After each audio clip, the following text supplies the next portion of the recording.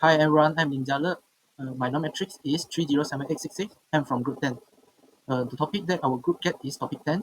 It's about discuss the new classicisms, Chicago School, 5 major questions, and contributions of Milton Friedman, Robert E. Lucas Jr., Georges J. Stigler, and Gary S. Becker in developing the ideas of that school. This is our group members. Before we go further, I want to highlight about our table of contents. The part 1 is introductions, part 2 is 5 major questions, part 3 is contribution of 4 economies, and the part 4 is conclusions. Okay, these are the pictures of that 4 persons we want to discuss. Okay, the first is Milton Friedman, and the second is George J. Stinkler, and the third is Gary S. Becker, and the fourth is Robert E. Lucas Jr. Okay, now we go to the introductions. The modern perhaps of the Chicago School began in 1946 when Milton Friedman joined the University of Chicago. In 1948, Milton Friedman and George Stigler firmly established the school and quick identity. Gary S. Becker, Robert Lucas, and several other economists at the Chicago's have continued the traditions of Chicago School. The tenets of this school fit within the broader classical, marginalist, and neoclassical traditions. The Chicago perspective is a variant of neoclassicism and is referred to as the new classicism. Okay, let me continue to explain about the historical backgrounds. So, many of the important developments in economy thought since the times of Marshall stimulated, or at least rationalized, greater government's involvement in the economy. For example, Hegel's idea of externalities. Author Celsius Pigos, the pictures is the person's names author Celsius Pigos. So in his opinions, the governments could improve the allocations of resources through selective tax and subsidy. Then the second example is Robinson's theories of monopsony. John Violet Robinson, in his opinions, governments should establish a minimum wage and promote labor unionism. And next, the is Keynesian's revelations of basic premise. John Maynard Keynes, the government should use fiscal, monetary, and income policy to stabilize the economy, become the new conventional wisdom. Okay, the next theory is theories of imperfect competitions and monopoly powers.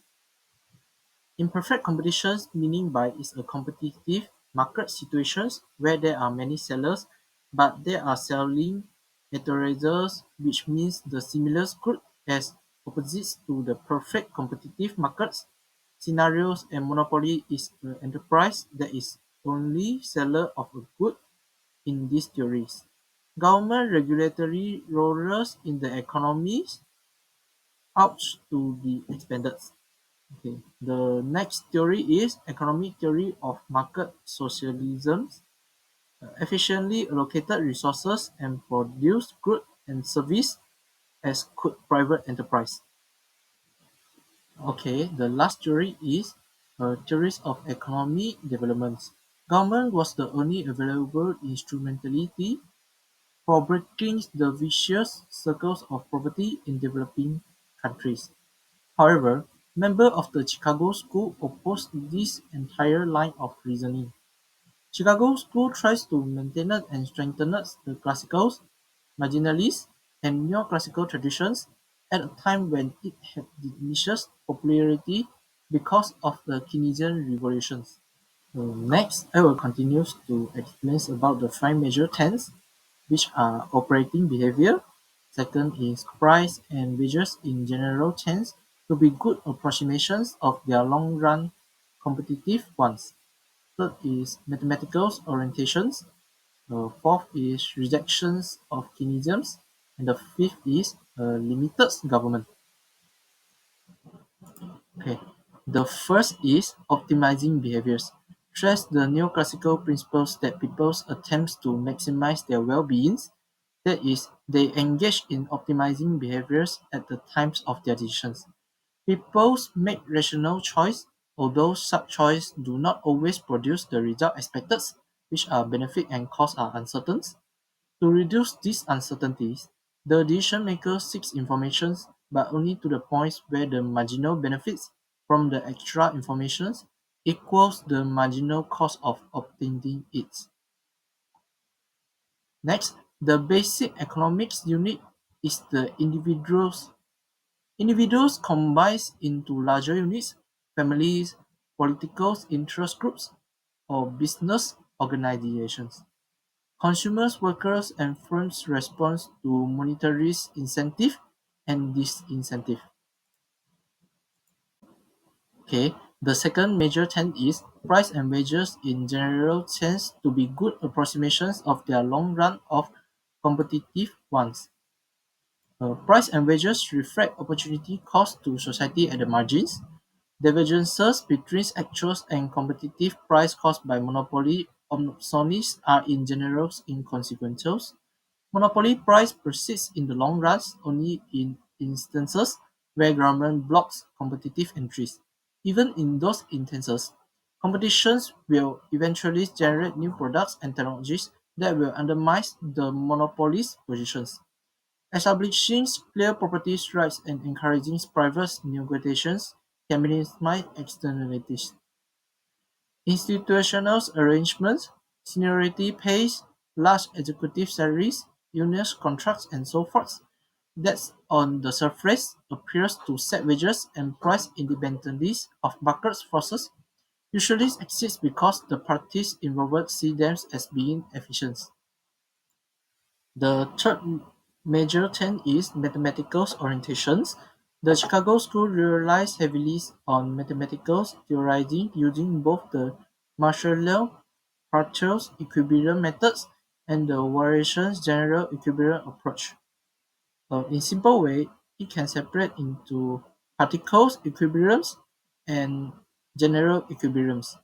So particles equilibrium is developed by Alfred Marshall and general equilibrium is developed by Leon Warros. And particles equilibrium related to single variables and general equilibrium is more than one variables or economy as a whole is taken into considerations. So particle equilibrium is based on two assumptions. Certain variables and other sectors are not affected due to change in one sector, while general equilibrium it is based on the assumptions that various sectors are mutually interdependent. There is an effect on other sectors due to change in one. Okay, the fourth major trend is rejections of Keynesianism. The economy is self-adjusting and regulating, with minor fluctuations being self-limiting. Several recessions and depressions result from inappropriate monetary policies, not from autonomous changes in spending. Changes in the money stock cause direct changes in the nominal gross domestic product (GDP) rather than operating exclusively through financial interest rates. Fiscal policy is generally effective unless accompanied by changes in the money supplies, and even in latter case is important in the presence of rational expectations. The theory of sellers or cost-push inflation is erroneous because inflation is always and everywhere a monetary phenomenon. Okay. The last major trend is limited governments. Limited government is one where legal forces is restricted through the actors and emitted authorities. Countries with limited governments have various laws about what individuals and business can and cannot do.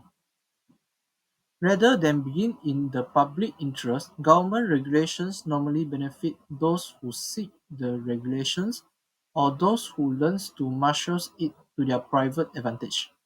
Government officials have their own objectives that they seek to optimize, and therefore inevitably divert a portion of the resources at their disposal to purposes other than those that benefit taxpayers. Government is inherently inefficient as an agent for achieving objectives that can be satisfied through private exchange. That's all from me. Thank you. Hi, my name is Syafiq Danial Sulaiman, metric number 300490, and I'll be talking about whom did the Chicago School benefit. Let's begin with the core belief of the Chicago School of Economics. This school promotes the idea that the economy functions best when markets are left largely free of government interference. According to its advocate, a competitive market system naturally produces maximum economic freedom, which leads to the greatest possible well-being for individual and society as a whole. The Chicago School was highly influential not just among economists but also with the general public and elected officials. They emphasized that taxes should be used to raise revenue rather than redistribute wealth, a stance that particularly benefit high-income groups. Overall, this idea laid the foundation for policies focused on deregulation, competition, and market-driven solutions. So who gained the most from the Chicago School's influence? Corporations were among the biggest beneficiaries. This idea supported mergers, minimized concern about monopolies, and portrayed advertising as a helpful force in promoting consumer choice. High-income individuals also gained from the policies that opposed income redistribution. Not just that, they managed to convince the public and officials that less government equals more prosperity, which helps in reducing the government's burden, as well as promote the idea of free market that lead to maximum freedom and well-being, which benefits the society. Although there are groups who benefited, there are groups who lost from the Chicago School idea.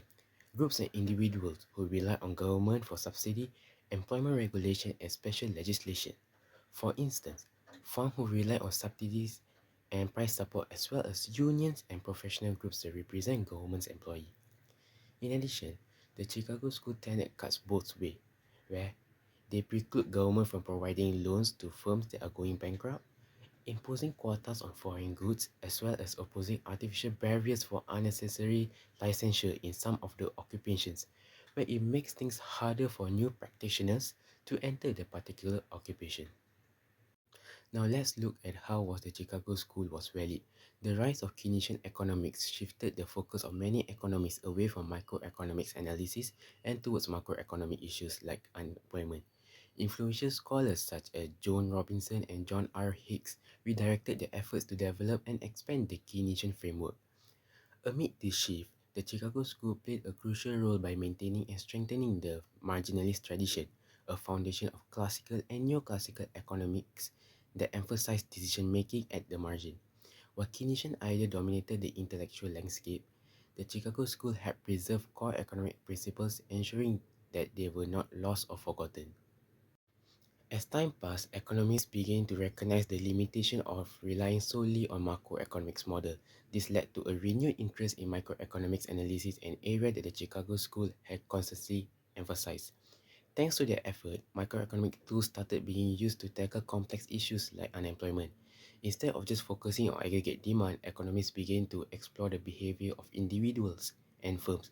For example, unemployment is now analyzed using job search theory, which studies how individuals find jobs, and intertemporal substitution, which looks at how people decide between working and leisure over time.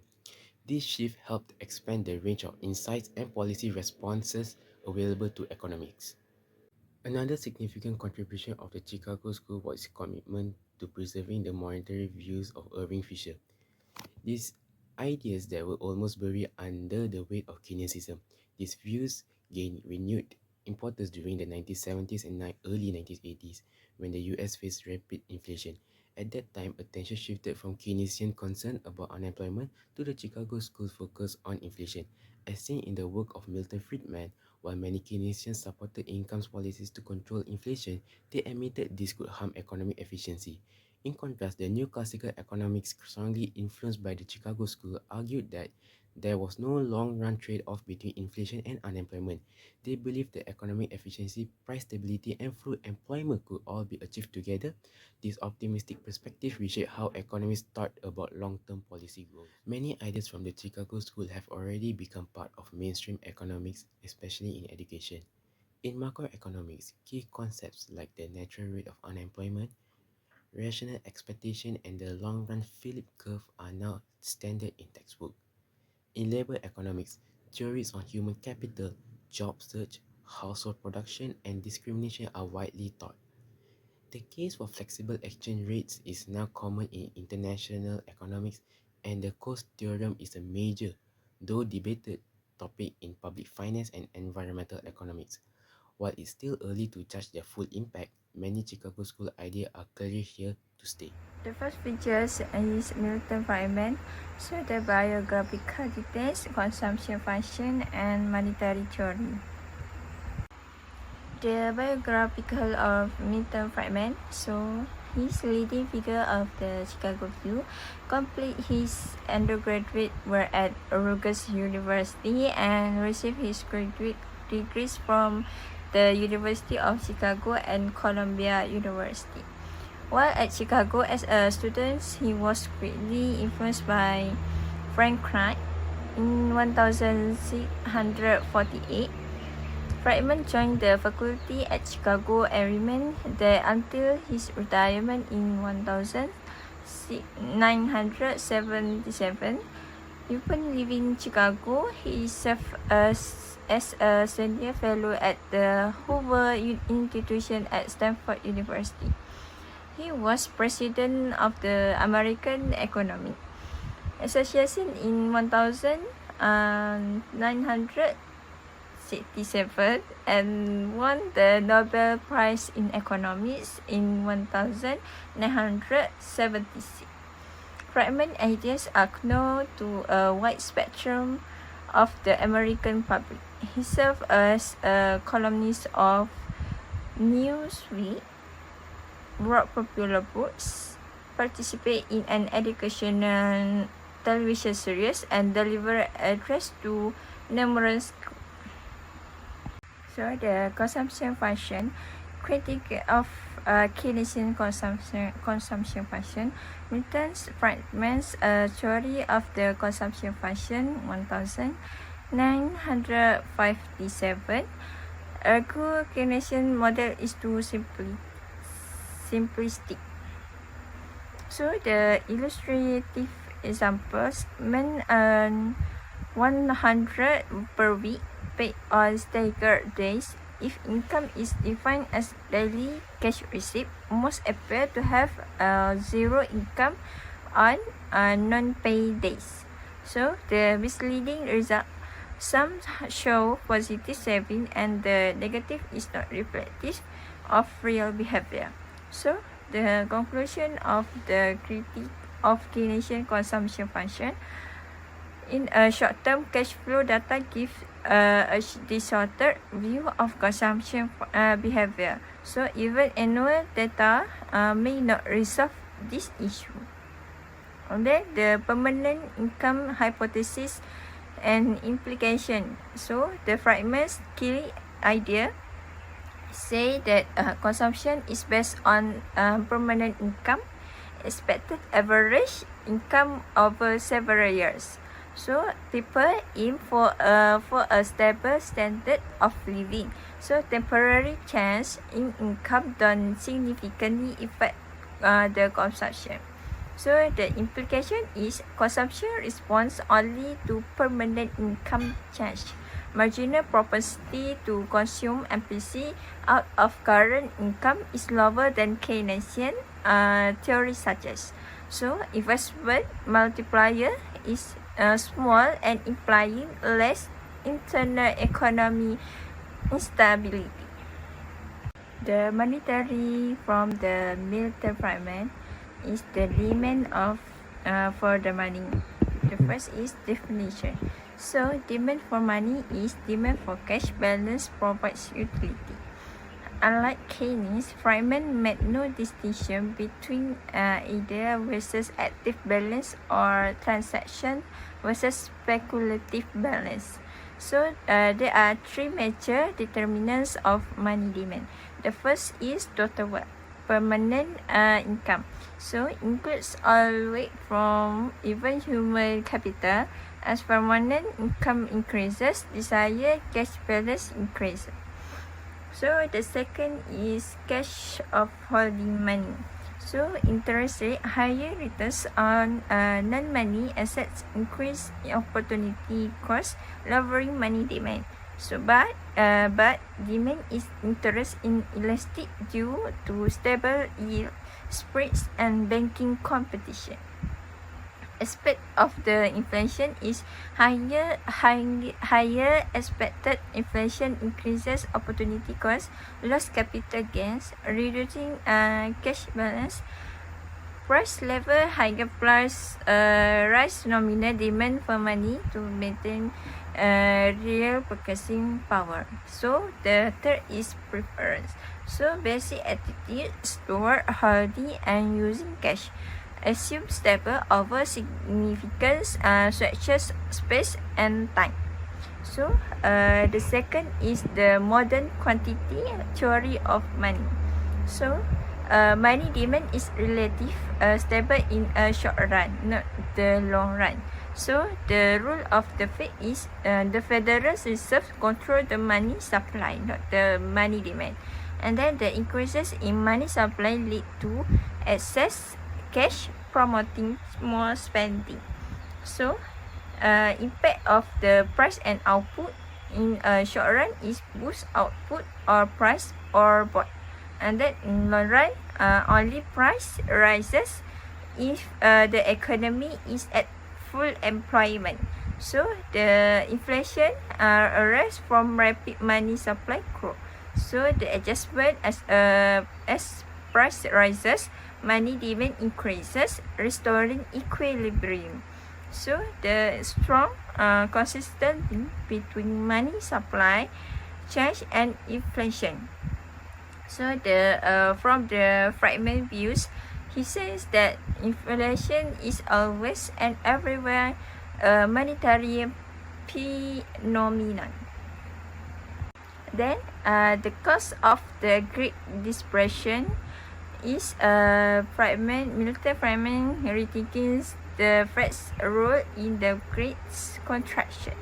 Economists like Keynes once believed the Fed tried hard but could not stop the crisis. New research showed the opposite. The Fed actually made things worse. The money supply dropped by 1/3, not because people did not want to borrow, but because the Fed let it happen. So instead of supporting banks, the Fed failed to provide needed liquidity. And then this is not story of powerless policy, and is a warning about how powerful and harmful bad monetary education can be. Let's see the Lorang vertical Phillips curve. Let's see the figure 24.1. Fragment Lorang vertical Phillips curve is short-run Phillips curve show the combination of inflation and employment that are possible when the actual rate of inflation differs from the expected rate. When inflation is greater than expected, such as P2 greater than P1, unemployment temporarily falls below its natural rate from UN to U1, as shown at D.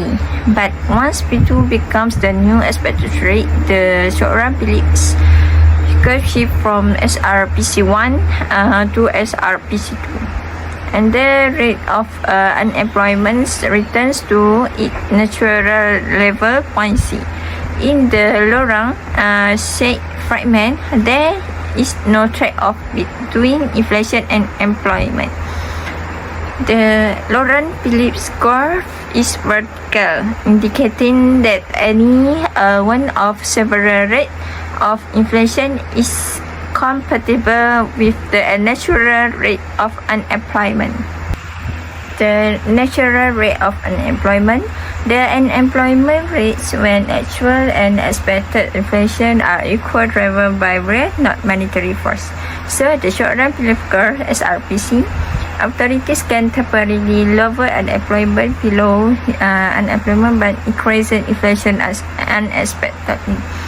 Firm C price rises faster than wage, higher more works. So worker mistakes nominal wage increases for regions accept job faster, but it temporary. expectation just to higher inflation, real wage return to original levels. Unemployment returns to UN unemployment SRPC shift upward. So in the long run, reality, no permanent trade-off, and long run, Phillips curve LRPC is vertical. To keep unemployment below the inflation must keep rising unsustainable.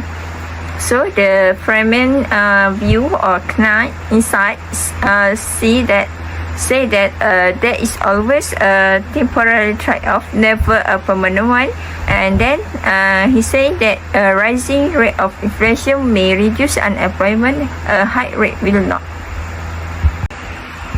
The monetary rule, steady over skillful, unlike linear driver analogy, Friedman argued that monetary policy should avoid sudden reactive change. So let the economy steer itself, just keep the Fed from stabilizing it. Follow a rule, grow the money supply steadily in line with long-term economic growth. Why rule matters? So the first one is poor Fed track record.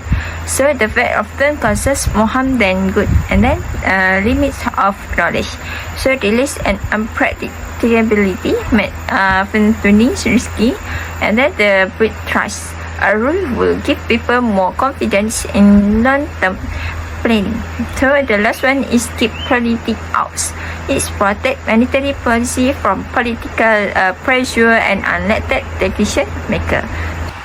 So the economic liberalism, Milton Friedman, champion of economy and political freedom, called himself a 19th century liberal. He believed in individual liberty and limited government.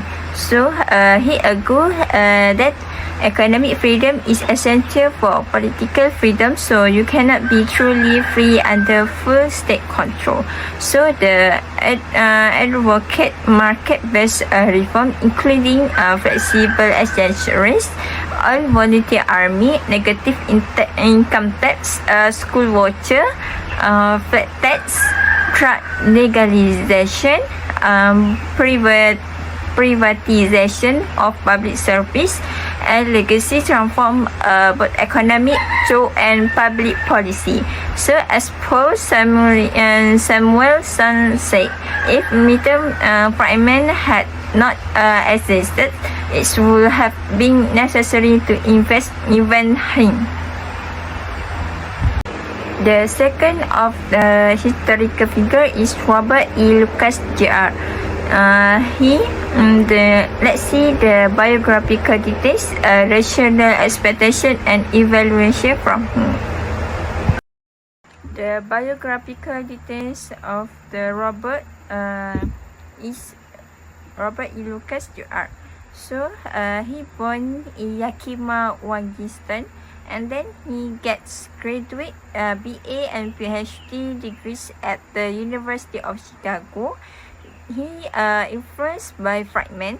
He also get the first year macroeconomics in graduate program Samuelson's Foundation of Economic Analysis, and then he spent 11 years at Carnegie Mellon and returned to University of Chicago in 1674. So he awarded the Nobel Prize in Economics in 1995 for groundbreaking work in microeconomics. From the rational expectation, Friedman views, he said that people from adaptive expectation, they base future inflation expectation on past trend, adjusting slowly over time. So Lucas innovation introduced rational expectation. Economists urges use all available information and learn from past error to anticipate policy effects. So the policy implication is higher wage price and interest rates without gains in output or employment. So the key point of the rational expectation from the Robert is under rational expectation, expansionary policies lose their power to reduce unemployment. Only inflation increases, shifting the economy directly along the vertical long-run Phillips curve. The Lucas aggregate supply analysis. Let's see the figure 24 to Lucas new classical macroeconomics. So an anticipate increase in aggregate demand from 81 to 82 temporarily moves the economy from A to B. The economy then moves to C because of rising nominal wage and other input prices that shift the short-run aggregate supply curve leftward from AS1 to AS2. And anticipate increases in aggregate demand moves the economy directly from A to C along long-run aggregate supply curve ASLR in long run. And then B for N anticipate decreases in aggregate from AD to AD1 from AD1 to AD3 temporarily move the economy from A to D. So declines in nominal wage and other input prices shift the short-run aggregate supply work from AS1 to AS3, and the economy move to E. So N anticipate decreases in aggregate demand move the economy directly from A to E along low-run aggregate supply curve ES. So the short-run impact is anticipate change in aggregate demand temporarily impact real output and employment. So the low-run impact is anticipate change have no effect on output or employment, only price level change. So the initial impact is unexpected risks in investment shift 81 to 82 from mistake rising prices as relative gains increases output from A to B. So the short-run effect is real output increases from Q1 to QT and prices level rise from P1 to P2. And adjustment pace is as input cost catch up S1 ES1 shift to ES2, reducing output back to Q1 from the point B to point C. So the long-run view is aggregate supply is vertical at quantity 1. Long-term output is unaffected, only price adjust. Let's see the evaluation. So the enduring impact, because rational expectation theory refine the macroeconomic thinking and enter the mainstream. So the core criticism is prices and which are not perfectly placeable, especially downward. So the self-correction is slow or incomplete, making policy inverse intervention necessary in recession. So expansionary policies are not always inflationary and public expectation may not align with theory. So let's see the theoretical roots.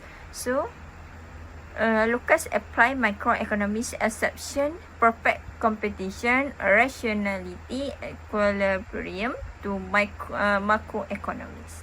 So the key point is while Lucas' idea reshaped macro theory, real world complexities challenge the assumption of automatic correction and policy ineffectiveness.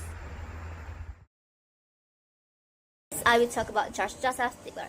George Joseph Stigler was an American economist. He was born on 17 January 1911 in Seattle, Washington. He graduated from the University of Washington in 1931 with a BA and then spent a year at Northwestern University, from which he obtained his MBA in 1932. It was during his studies at Northwestern that Stigler developed an interest in economics and decided on an academic career. After he received a tuition scholarship from the University of Chicago, Stigler enrolled there in 1933 to study economics and went on to earn his PhD in economics in 1938. While still completing his PhD at the University of Chicago, George Stigler began his academic career by teaching at Iowa State College from 1936 to 1938. He spent much of World War II at University of Minnesota performing mathematical and statistical research for the Manhattan Project. After the war, he spent a year at Brown University before joining the faculty at Columbia from 1947 to 1958. Eventually, he returned to the University of Chicago where he had studied under the legendary economist Frank Knight.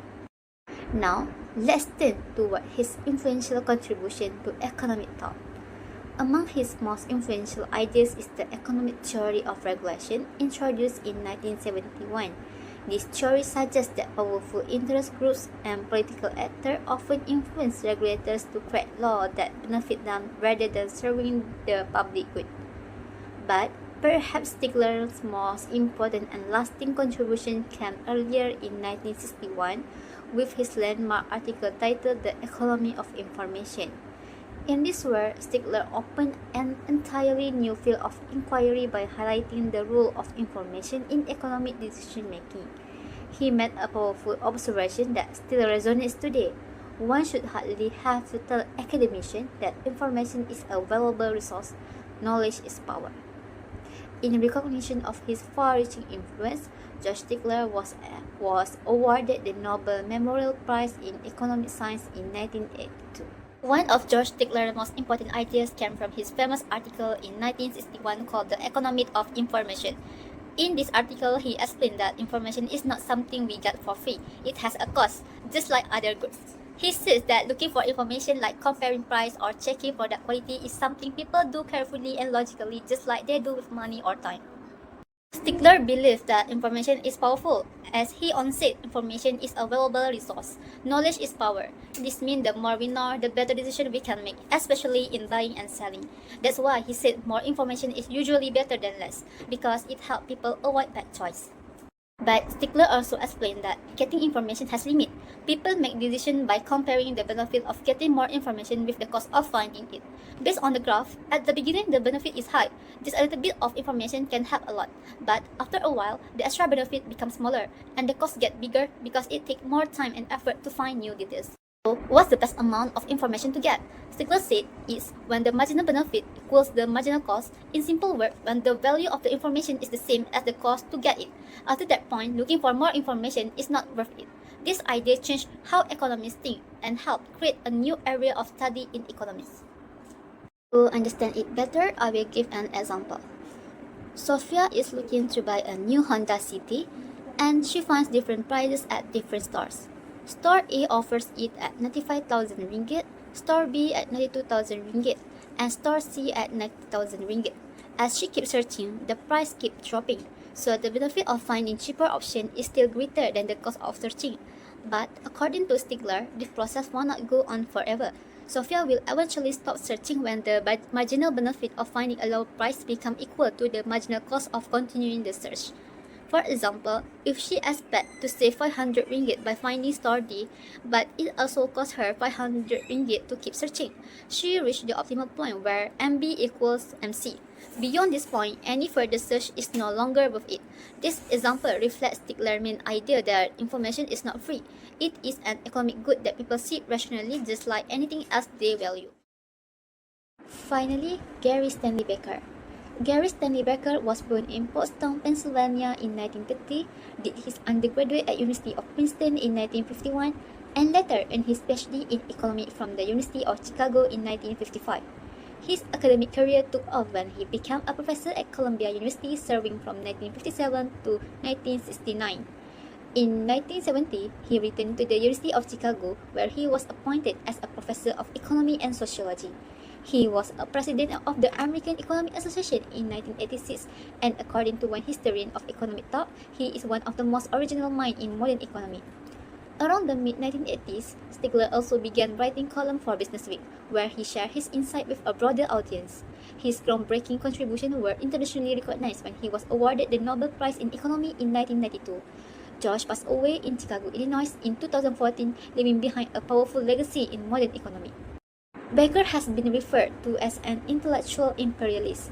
By this is meant that he has extended the economic approach with its combined assumptions of maximizing behavior, stable preference, and market equilibrium into the traditional domain of sociology, political science, law, social biology, and anthropology. His strong belief in the relevance of the economic approach to a broad range of topics will become evident as we survey several of his ideas. Next, this slide explains the concept of human capital investment, which refers to spending time and money on education to increase future earning. In the graph shown, we compare two earning paths, one for a high school graduate and one for a college graduate. As you can see, if someone chooses not to go to college, they can immediately start working after high school and begin earning money. If they go to college, they will stop working for several years and instead pay direct costs and indirect costs. Direct costs here like tuition, fees, and book, and indirect costs is the income they lost by not working during those 4 years. These costs are labeled as 1 and 2 in the diagram. Once college is complete, the graduate enters the workforce and begins to earn more than a high school graduate would. Their earning follows a higher path. The difference in income between someone with a degree and someone without is labeled as 3. This represents the return on the investment. To decide whether going to college is worth it, Becker used a net present value approach. If the present value of future earning gain is greater than the present value of total cost, then the investment is considered profitable. Other than that, Becker also explained that this logic applies to many real-life decisions and not just education. First, a worker moving to a new city to get a better job, a company training its employee hoping they become more productive, and government investing in public health so workers become healthier and more efficient. Theories on the family. Gary Becker's used economy to understand family behavior. Families make rational decisions about time, work, marriage, and children. His work treats the family like a small economy. First, theory of marriage. According to Becker, marriage is more than love. It's an economic partnership. It allows for the division of labor. Each partner focuses on what they do best to maximize total productivity. Each partner does what they are best at.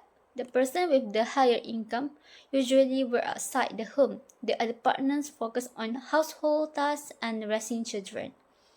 Second is fertility. Becker also viewed children as investment. They bring value but come with costs. So, as women's job opportunity grow, families choose to have a fewer but better educated kids. In rural families usually have more children because the cost is lower. Third is altruism. Altruism here means that your happiness increases when your loved one is happy. This is called linked utility. When one partner enjoys something, the other benefits emotionally too. Then, Becker thought about rotten kid theorem. He argued that even a selfish child will act in the family interest because their future inheritance or support depend on how well the family does. So, even if a child is rotten, they behave well because hurting the family hurt their own future. Finally is divorce. Becker said people often marry without complete information about their partner. They learn more about each other after marriage. And if it turns out to be a bad match and divorce becomes the rational choice. In the end, Becker made it clear the family may be full of emotion, but it also full of rational decisions.